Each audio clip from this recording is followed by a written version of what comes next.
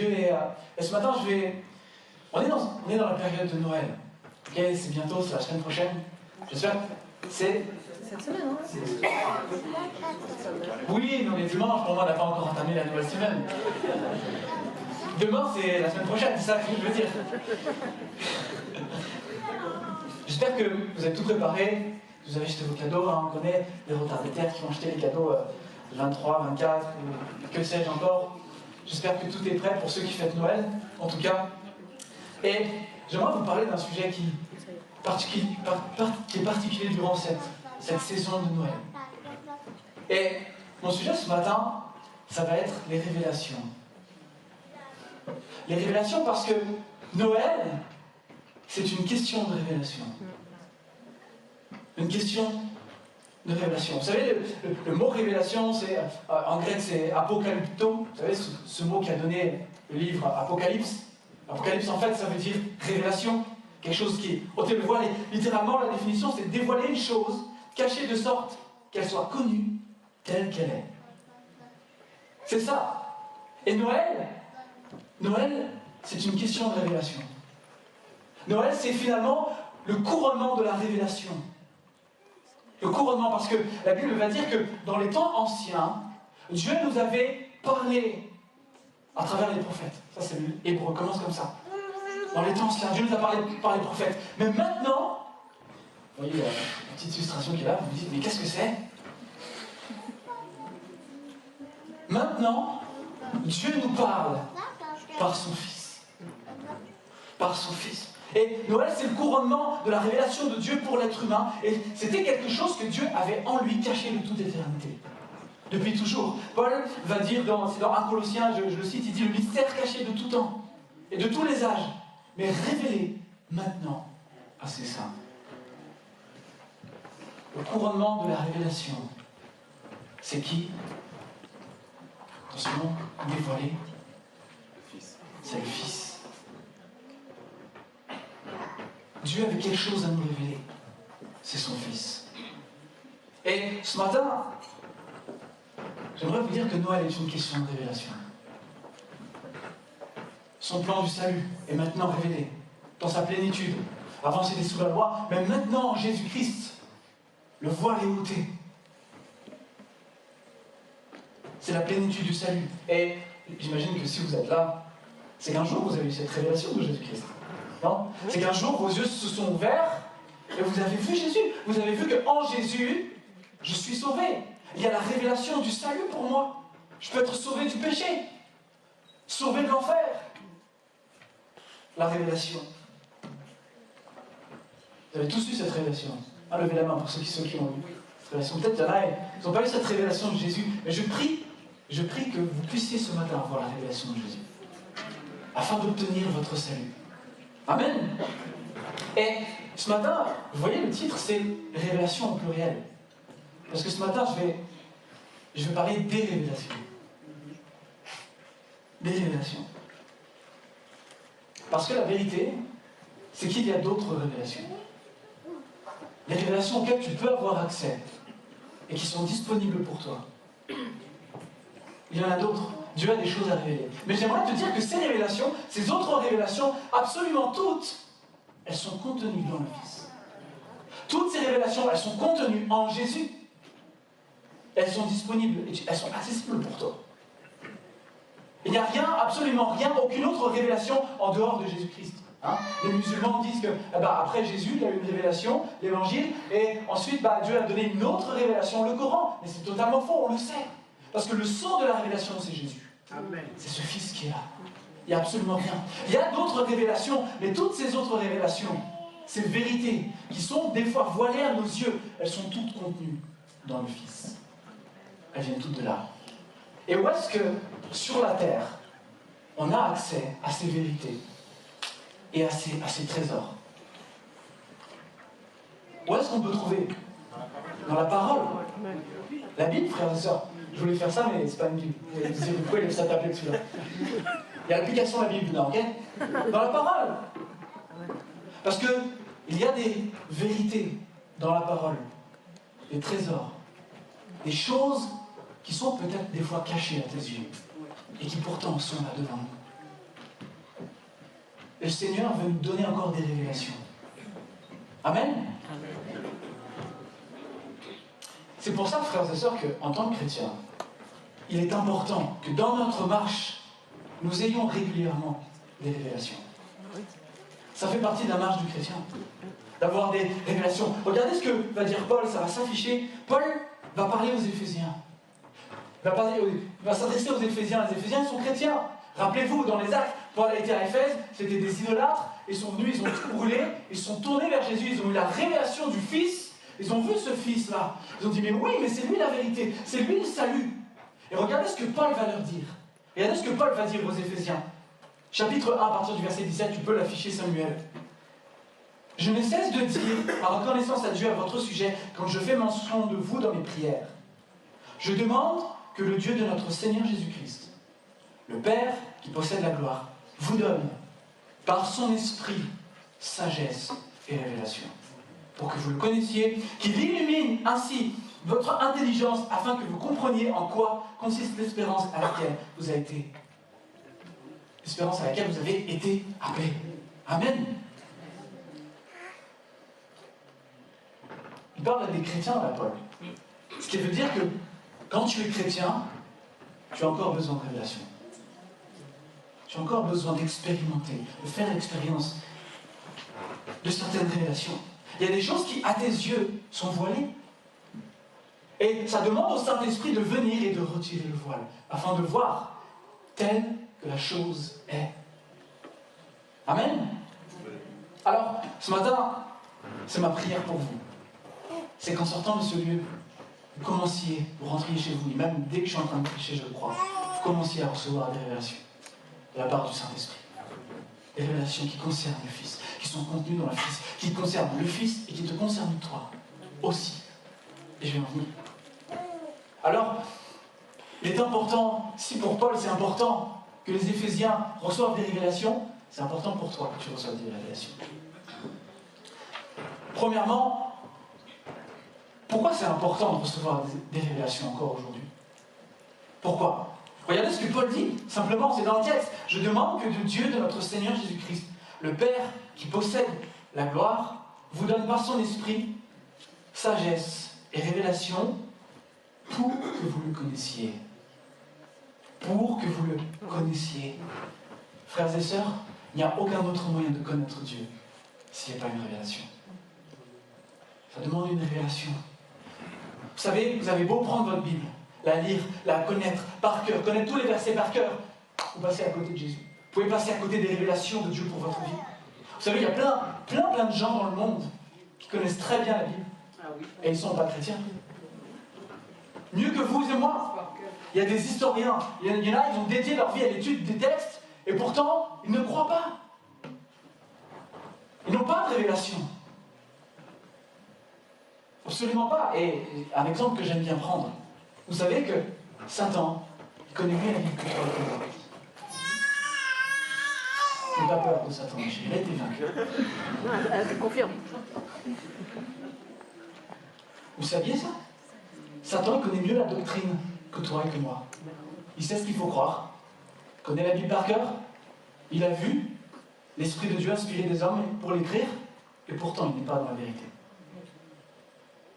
Il est hors de la vérité. Donc ce qui veut dire que tu peux connaître la Bible, mais pas être révélé. C'est pourquoi, frères et sœurs, il est important de demander à Dieu, de prier, comme Paul le fait, de rechercher des révélations. Des choses spirituelles qui viennent de sa parole, qui ne soient pas simplement un savoir comme ça qui passe. Oh bah oui, je sais, Jésus est ressuscité. Oh oui, je sais ceci, je sais cela. Non mais moi je connais, je sais, c'est comme ça que ça doit se passer. La révélation, c'est ça qui fait la différence. C'est ça qui fait la différence. Et Dieu va se révéler, et quand il se révèle de deux façons. Il révèle deux choses. Premièrement, il va révéler, et je vais le faire. Premièrement, il va révéler sa personne. Son identité, qui il est, son caractère, son être. Et quand tu découvres ça, tu découvres son amour, sa fidélité, ton identité, son pardon, ses promesses. C'est ça les révélations qui sont disponibles pour toi. Parce que tu as beau le savoir, tu as beau l'entendre, dimanche après dimanche en train de prêcher, mais s'il n'y a pas une révélation, s'il n'y a pas une illumination comme on l'a vu, eh bien tu vas passer à côté. Toute ta vie.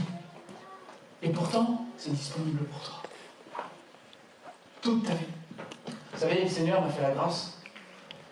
Je suis assez jeune, mais j'ai voyagé dans plusieurs églises en France. J'ai été dans différents milieux, j'ai fait partie du groupe de gospel, on a fait des tournées ici et là, j'ai eu la grâce de partir à l'étranger, d'aller dans des églises, d'aller chez les gens. Et j'ai remarqué une chose, j'étais dans plein de milieux. À chaque fois, je me dis, mais je suis toujours étonné de voir des chrétiens, des gens qui professent Jésus, et quand je les entends parler, quand je les entends prier, je me demande vraiment s'ils connaissent Dieu. Est-ce qu'ils connaissent vraiment Dieu? Ils parlent d'un Dieu de grâce, mais quand tu les entends, ils se sentent tout le temps coupables. Ils parlent d'un Dieu qui est puissant, mais dès qu'il y a un souci qui vient, ils se morfondent sur eux-mêmes. Mais comment je vais faire? Et c'est impossible, etc. Je ne dis pas qu'il y a des difficultés et que ça n'a pas sa place, mais c'est comme si toute leur vie, c'est « Oh non, il y a une montagne, comment je vais faire ?» Et pourtant, le dimanche, tu prêches, mais Dieu, tu es tout puissant, lève les mains comme ce matin, puissant, au-dessus de tout. Tu chantes, mais est-ce que tu en as eu la révélation? Tu en as eu la révélation? Il parle d'un Dieu qui est capable de soulever des montagnes. Mais dès qu'une montagne se lève, il n'y a plus de foi. Il n'y a plus ce « Seigneur, je sais que tu soulèves les montagnes. » Mais pour dire des choses comme ça, je crois qu'il faut une révélation. Révélation de « Seigneur, tu es capable véritablement de le faire. » Et je le crois. Je suis étonné parfois de voir les chrétiens après tant d'années. Je me dis, mais il y a quelque chose qui ne va pas. Elle est où la foi? Elle est où? Manque de révélation, je crois. Esprit de sagesse et de révélation, pour que vous le connaissiez. C'est ça qui nous permet de le connaître. Ses désirs. Et souvent, quand j'entends des gens comme ça, je me dis, mais je sais qu'ils ont rencontré Jésus. Parfois, ils racontent leur témoignage. Ils disent, mais oui, j'étais comme ça. Et le Seigneur m'a sauvé. J'ai vu Jésus, j'ai eu une révélation. Mais c'est comme si ça s'était arrêté là. Frères et sœurs, il y a bien plus que simplement le salut en Jésus. Il y a bien plus que simplement le salut pour ton âme. Il y a des révélations, il y a des choses disponibles pour toi. Je ne sais pas ce que tu vis ce matin, je ne sais pas où est-ce que tu en es avec le Seigneur. Peut-être que tu as eu des révélations de son amour. Peut-être que tu as eu des révélations de sa fidélité. Peut-être que le Seigneur t'a montré quelle était ton identité. Et peut-être que ces choses-là, tu les as mises dans un coin. Et vous savez, quand on met des choses dans un coin, ben ça prend la poussière. Ça prend la poussière, l'érosion arrive. Et puis, finalement, ces belles révélations de Dieu pour nous, peut-être que tu l'as expérimenté, son amour, quand tu t'es converti, mais c'est dans un coin maintenant. Il y a de l'érosion, il y a de la poussière, et ça a perdu de son éclat. C'est plus autant kiffant qu'avant. C'est plus autant étincelant qu'avant. Mon salut, la grâce, son amour. Frères et sœurs, peut-être que ce matin, si c'est ton cas, je crois que tu as besoin d'une fraîche révélation. Une fraîche révélation de sa présence à tes côtés. Je crois que ce matin, tu as besoin d'une fraîche révélation de qui Dieu est pour toi, de son amour. Il a tout donné pour toi. Il a donné sa vie, il t'aime. Et ça, peu importe ta condition. Tu as peut-être besoin d'une nouvelle révélation de sa grâce. Peut-être que ce matin, tu te sens pécheur. Tu te dis, mais Seigneur, comment je peux faire? Je me sens sale, je me sens pécheur. Je crois que tu as besoin d'une révélation nouvelle et fraîche de la grâce de Dieu pour toi. Tu as besoin d'une nouvelle révélation de ce que Jésus dit. Tout est accompli.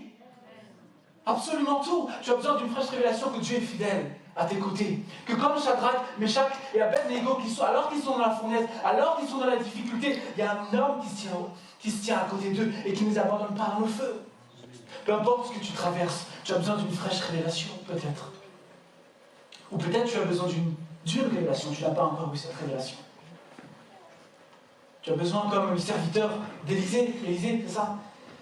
Le serviteur d'Élisée, il dit, mais Seigneur, ouvre-lui les yeux, afin qu'il voie. Et là, ses yeux s'ouvrent, et il voit sur les montagnes des chars de feu, des anges.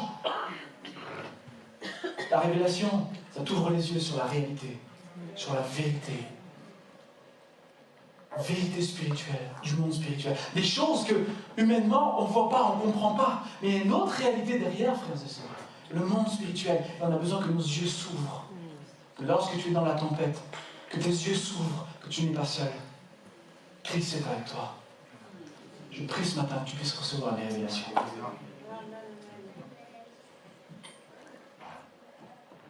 Dieu révèle son caractère, son être, toutes ces choses. Mais il va révéler aussi quelque chose d'autre, Dieu.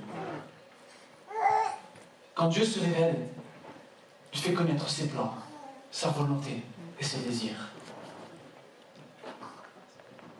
Sa volonté. Il te fait connaître ce qu'il attend de toi. La manière dont il lui plaît que tu marches. Alors, vous savez, bien sûr qu'on a la révélation de la Bible. Okay? Et la révélation de la Bible, elle nous révèle Christ. Et c'est une chose de savoir ce que Dieu attend que tu pardonnes à celui qui t'a fait du mal, mais c'est autre chose quand tu reçois la révélation. Tu sais que c'est ce que tu dois faire. Je me souviens d'une fois, j'entendais un pasteur prêcher et il racontait qu'il avait un ami à lui. Il était dans l'église, il était responsable. Et il disait que cet ami, à un moment donné de sa vie, il a fait totalement un désordre.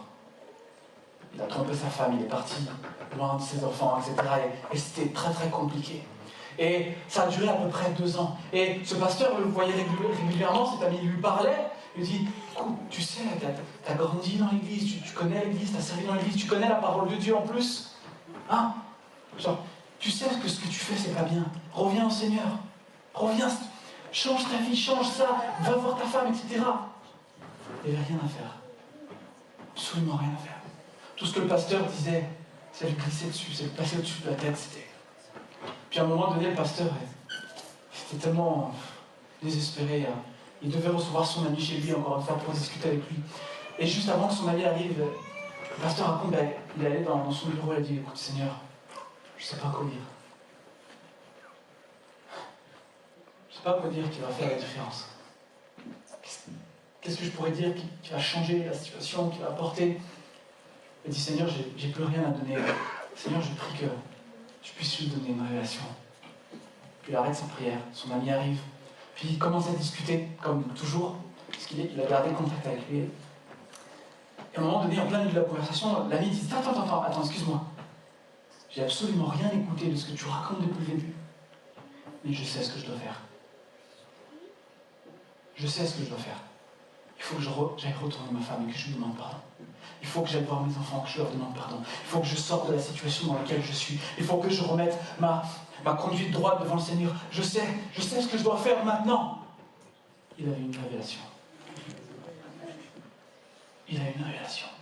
Et parce que ce pasteur a dit, Seigneur, je ne peux rien faire moi. Accorde-lui une révélation.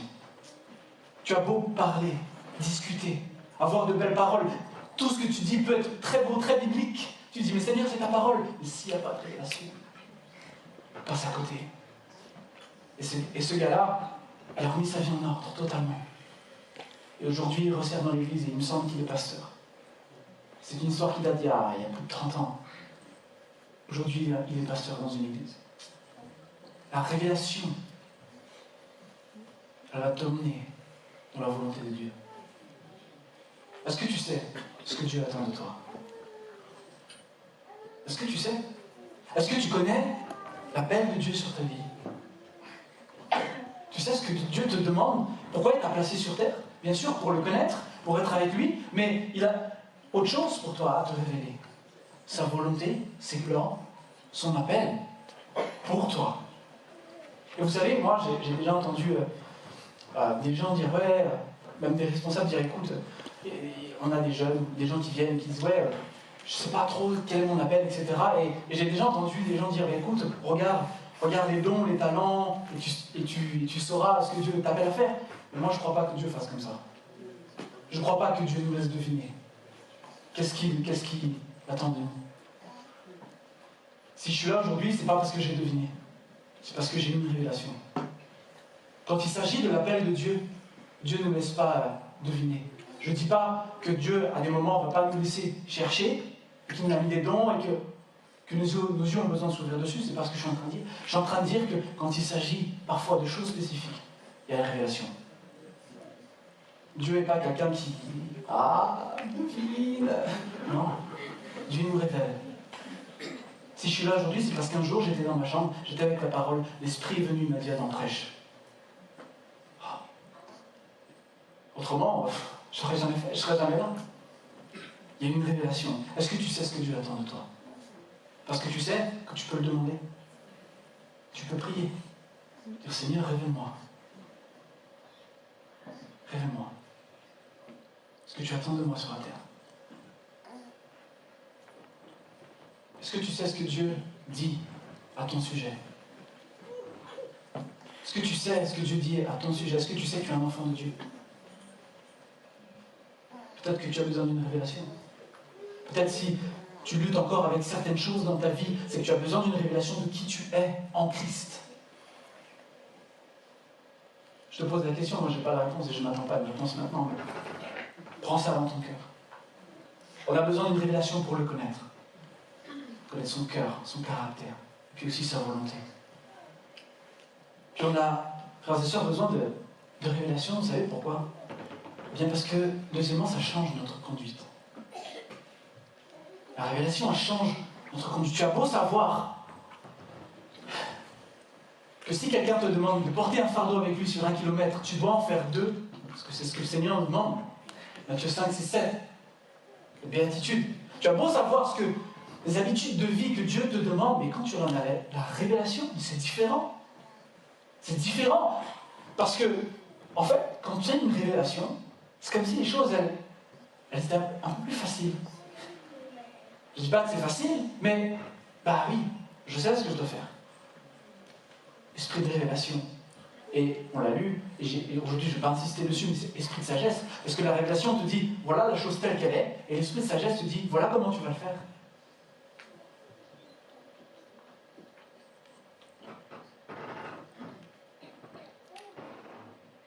Vous savez, ça se voit quand quelqu'un a reçu une révélation de Dieu. Quand elle se met à faire quelque chose, ça se voit. C'est pas pareil. C'est différent.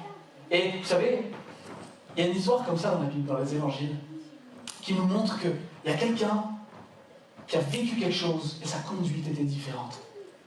Vous connaissez cette histoire, l'histoire de cette femme qui vient au pied de Jésus et qui va briser son jarre, qui va le briser à ses pieds et qui va embaumer avec son parfum toute la pièce. Vous vous rappelez de cette histoire? Oui. Ouais. Qu'est-ce que les gens qui sont là vont dire? Tiens, mais surtout Judas. Pourquoi on n'a pas récupéré le parfum, on l'a pas vendu, on aurait récolté de l'argent et on aurait fait encore plus de bien. Là, c'est du gâchis. Ils n'ont pas compris, ils ont dit, mais pourquoi? Et c'était Simon le tanneur, je crois, il dit, mais bon, il laisse cette femme pécheresse venir. Si seulement il savait. Il y a un regard extérieur qui est là. Mais parce qu'ils n'ont pas eu de révélation.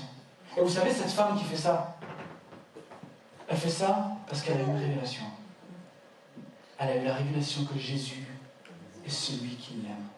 Jésus est celui qui pardonne tous ses péchés. Elle a eu une révélation de la grâce, de l'amour et du pardon de Dieu que tous ceux qui étaient dans les pièces n'avaient pas encore eu.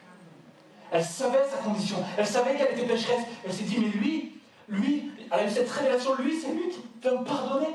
C'est lui qui me fait grâce, c'est lui qui va me relever. Et dans cette révélation, ça l'a poussé à agir d'une manière qui, aux yeux des hommes, paraît totalement insensée. Paraît totalement fou. Et vous savez, même aux yeux des hommes, paraît absolument pas du tout sage. Vous savez, des fois, derrière la soi-disant sagesse, oh, c'est plus sage de vendre, on pourrait faire plus de bien aux pauvres. C'est plus sage quand même de travailler, tu te rends compte, de travailler presque 1 an de salaire et tu le dépenses comme ça, mais c'est pas sage. Je crois que derrière la sagesse, c'est ça, c'est une sagesse humaine. C'est un esprit d'homme. Par contre, c'est qu'elle a fait. Il y avait une révélation, esprit de révélation, qui l'a poussé à faire quelque chose d'extrême. Et Jésus ne l'a pas reprise. Jésus lui a dit, mais vous ne comprenez pas ce qu'elle fait. Elle fait ça parce qu'elle m'aime. Elle fait ça pour mon abondement en plus. Elle a compris que je l'aimais. Elle a compris la grâce que je lui donne. Vous n'avez pas encore compris. Frères et sœurs, écoutez-moi bien ce matin, dans toute votre attention. Ne soyons pas prompts, rapides, hâtifs à juger quelqu'un qui fait quelque chose que tu ne comprends pas. Ne sois pas trop vite dans le jugement quand quelqu'un fait quelque chose qui te dérange des fois. Quand un frère ou une sœur fait quelque chose que... Pourquoi elle fait ça? Pourquoi cette sœur, depuis le début de la louange jusqu'à la fin de la louange, elle est comme ça, elle frappe des mains, elle chante, elle nous dérange, elle me dérange. Il y en a qui se reconnaissent, je vois, ils rigolent. Soyons pas prêts à juger celui qui vient comme ça, qui s'allonge par terre, qui pleure. Tu ne sais pas ce que cette personne a vécu. Tu ne sais pas ce qu'elle est en train de vivre. Tu ne sais pas quelle révélation elle a eue. Peut-être qu'elle a eu une révélation que toi, tu n'as pas eue. Ne jugeons pas trop vite. On ne sait pas. Peut-être que cette sœur qui du début jusqu'à la fin, simplement est comme ça, en train de crier, de chanter à Dieu de toutes ses forces. Tu ne connais pas sa vie. Peut-être qu'elle a une situation tellement noire, elle a vu la main de Dieu l'en sortir et elle dit la seule chose que je peux faire aujourd'hui, c'est louer mon Dieu, chanter de tout mon cœur et de toute ma force, parce que j'ai eu la révélation de son amour et de son secours pour moi. Ne jugeons pas trop vite un homme de Dieu qui fait quelque chose qu'on ne comprend pas. Ne jugeons pas trop vite quelqu'un qui dit quelque chose qui nous paraît parfois bizarre. Vous savez, quand tu marches par l'esprit, parce que la révélation, c'est une question d'esprit. L'esprit qui révèle. Quand tu marches par l'esprit, il y a des choses qui paraissent bizarres. Quand tu marches par l'esprit, tu prends de la boue, tu craches, tu mets sur les yeux d'un aveugle et tu dis ouvre-toi. Excusez-moi, mais ça, c'est pas bizarre. Et pourtant, Jésus marchait par l'esprit. Il prend sa salive, il touche sa langue. Jésus, tu vas un peu loin là. Il marche par l'esprit, Jésus. Frères et sœurs, ne se rendent pas trop dans le jugement. Amen. Amen.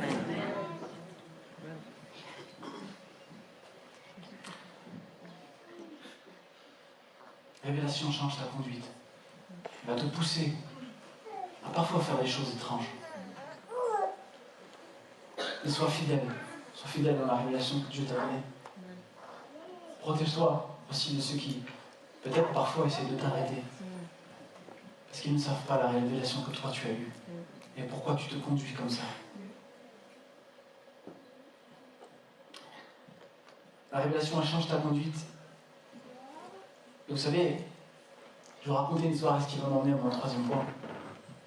C'est que la révélation, elle nourrit ta foi. Vous connaissez déjà mon admiration pour Jean-Peter Schmitt.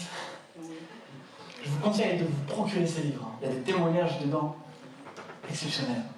Témoignage d'un homme simple, mais rempli de l'Esprit de Dieu. Rempli de l'Esprit de Dieu. Je me souviens qu'une fois, il racontait, je ne sais pas si je l'ai déjà raconté ici, c'est pas grave, je le raconte, c'est toujours bien. Tout le monde n'était pas là, ouais, pasteur Seigneur dit. Si tu n'étais pas là, écoute ce que je vais raconter. Jean-Peter Schmitt, un jour, il a été invité avec plusieurs pasteurs à partir en voyage en Asie. Il allait pour visiter quelques églises, pour aller à des conférences, enfin, avec des frères pasteurs, histoire d'être un peu encouragés dans leur foi, etc. Ils sont en Corée du Sud notamment. Et ils arrivent, je ne sais plus dans quel pays c'était, ils ont fait comme un road trip, puis ils arrivent, et ils sont une dizaine de pasteurs là, et là il y a deux femmes du pays qui sont là et qui leur disent, écoutez, nous on va vous accompagner pendant tout votre voyage, on va être là pour vous, parce que nous on connaît le pays, on connaît l'Asie, etc. Et ces deux femmes, c'était des infirmières, c'était pas des croyantes. Et elles ont fait un petit brief au début, ils ont dit, écoutez, voilà, il y a telle chose, vous ne pouvez pas manger ici. Parce que vous êtes des Européens, et ici c'est l'Asie. Vous ne pouvez pas boire telle chose. Et il va falloir aussi que vous fassiez des vaccins de ça et ça. Sinon, vous ne pouvez pas continuer. Et les pasteurs sont là, ils disent, ah d'accord, ok, pas de souci. Et Jean, il est là, et lui, un homme tellement simple que c'en est déconcertant, il dit, excusez-moi, mais mes frères, mais de toute façon, si on tombe malade, Jésus va nous guérir. Pas besoin de se priver de manger ou de boire. Jésus va nous guérir. Les femmes, je vous raconte pas, elles se sont énervées, elles se sont dit, mais c'est qui cet homme, mais vous ne connaissez pas l'Asie, nous on connaît, etc. Les frères qui étaient là disent, mais frère Jean quand même, c'est bon, c'est sage ce qu'ils sont en train de nous dire. C'est de bons conseils. Hein, c'est sage. Et lui, excusez-moi si j'ai froissé quelqu'un, je ne voulais pas. Voilà. Lui, il a eu une révélation, une illumination. Et d'ailleurs, il y a des autres pasteurs qui vont dire que lui, il est un peu illuminé. C'est la définition d'une révélation, hein. Illuminé. Vous savez ce qui s'est passé? Ils ont tous écouté, sauf Jean. Il s'est dit, moi, je ne me prendrai pas. Seigneur, tu me gardes, tu me guéris, même si je tombe malade. Ils sont tous tombés malades, sauf lui. Sauf lui. Et ils sont tous venus le voir pour lui demander la prière. Parce que, frère Jean, comme ça en secret, parce qu'il ne voulait pas vu des autres, frère Jean, est-ce que tu viens prier pour moi? Parce que là, je suis pas très bien. Priez pour eux, et plusieurs ont été guéris. Mais lui, il n'a pas du tout été touché par la maladie. Il avait cette révélation que Dieu allait le protéger. C'était vrai pour lui. C'était concret pour lui. Il avait cette révélation que Dieu guérit même s'il tombe malade. Parce qu'il l'a vécu. Sa femme, c'est comme ça qu'il s'est converti. Sa femme, elle était très malade, elle a été guérie. Il a dit, j'avais entendu parler de Dieu, mais maintenant mon œil t'a vu. Un homme illuminé, un homme avec des révélations. Et parce qu'il avait cette révélation, vous voyez comment sa foi était? Dieu va nous guérir. Dieu va nous protéger. D'une simplicité déconcertant. Mais la réalité, c'est ça. C'est que les révélations, elles nourrissent notre foi. La révélation va t'emmener à agir différemment, finalement conformément à la volonté de Dieu. Dans chaque situation que tu vis, à vivre par la foi et finalement être une source de bénédiction pour les autres. Les révélations aussi, vous savez, les révélations qui sont accordées, elles viennent de la parole de Dieu, ok? Parce qu'elles sont contenues en Jésus. Et la foi vient de ce que l'on entend. Et ce que l'on entend vient de la parole de Dieu. Parole de Dieu. Révélation. Nourrit ta foi. Révélation spécifique. Vous savez, moi, je me souviens d'un jour, je vous raconte, c'était un jour. J'étais pas trop bien, j'étais un peu bon. J'étais pas dans mon assiette et avec ma femme, on était dans une conférence. Et on se servait en plus à cette conférence. Et à un moment donné, on était à une plénière, une réunion, et le prédicateur qui est là, il avait fini sa prédication, etc. C'était super, il sort, puis à un moment donné, il revient. Il ouvre le micro, il dit, il va se passer quelque chose de spécial. Le Seigneur me dit là, il va donner une révélation particulière à certains d'entre vous. Révélation de sa puissance à plusieurs d'entre vous. Dans cette réunion particulièrement. Les autres réunions, c'est pas passé comme ça, mais c'est là la présence de Dieu qui était là, je peux vous dire. La gloire de Dieu. Et il dit, mais plusieurs vont recevoir, on va chanter ce chant-là, le Seigneur me dit de chanter ce chant, on va chanter, il va se manifester, il va se révéler à vous. Et je me souviens, je dis, il prend le chant, je dis, ah bon, un chant qu'on connaît, etc. Bon, allez, il dit, je vais le chanter. Qu'est-ce que c'est? Ouais. Je me dis, Seigneur, allez, je me joins à eux et tout. Je m'attendais, frères et sœurs, franchement, je m'attendais à rien. Je m'attendais à rien. On commence à chanter. Tout le monde commence à chanter. Et d'un coup, je sens la puissance de Dieu venir sur moi. Et j'ai comme une vision de Christ dans sa gloire. Je ne voyais pas, c'est vraiment comme une image. Je voyais Christ qui venait sur un char de feu, et des milliers d'anges, et des milliers de chevaux. Et j'ai expérimenté dans mon corps sa puissance. J'ai pas compris ce qui se passait. J'étais là, j'ai eu une révélation, je suis tombé à terre, j'ai pas compris. J'étais, mais qu'est-ce qui se passe? Et j'avais cette sensation, cette révélation. Dieu est puissant. Et je peux vous dire qu'aujourd'hui, je ne doute pas que Dieu est puissant. Amen. Je le sais. Et quand j'ai des doutes, je me rappelle de ce qui m'est arrivé. Je me dis, mais Dieu, tu es puissant. Amen. Je me souviens de ce que tu m'as fait, ce que tu m'as révélé. Et vous savez, il est important, je crois, lorsqu'on a des révélations, de régulièrement revenir dessus dans nos pensées, de prier, de dire, c'est vrai, Seigneur, je me souviens de cela. Tu es puissant pour moi. Afin que justement ces révélations ne prennent pas la poussière de nos vies. Seigneur, tu m'avais montré ça. Seigneur, tu m'as parlé. Seigneur, tu as montré une relation particulière. Alors pour moi, c'était ça. Peut-être pour toi, c'est qu'est-ce que tu dois faire dans ta situation avec ta fille. Seigneur va t'éclairer, t'illuminer. Je peux vous dire que ma foi après ça, je suis sorti. Je savais que rien n'était impossible à Dieu. Amen. Amen. Amen. Amen. J'arrive à la fin, frères et sœurs, et je crois que c'est notre prière. On va se lever, on va prier, on va demander ça au Seigneur. Et ce matin, j'aimerais te dire, peu importe où tu en es dans ta vie avec le Seigneur, peu importe ta situation familiale, ton travail, ton entourage, peu importe ta condition, nous avons besoin de faire cette même prière que Paul faisait aux Éphésiens. Je demande que le Dieu de notre Seigneur Jésus-Christ, le Père qui possède la gloire, vous donne par son esprit sagesse et révélation pour que vous le connaissiez, qu'il élimine ainsi votre intelligence afin que vous compreniez en quoi consiste l'espérance à laquelle vous avez été appelés. Amen. Amen. Est-ce qu'on peut se lever ensemble et on va prier?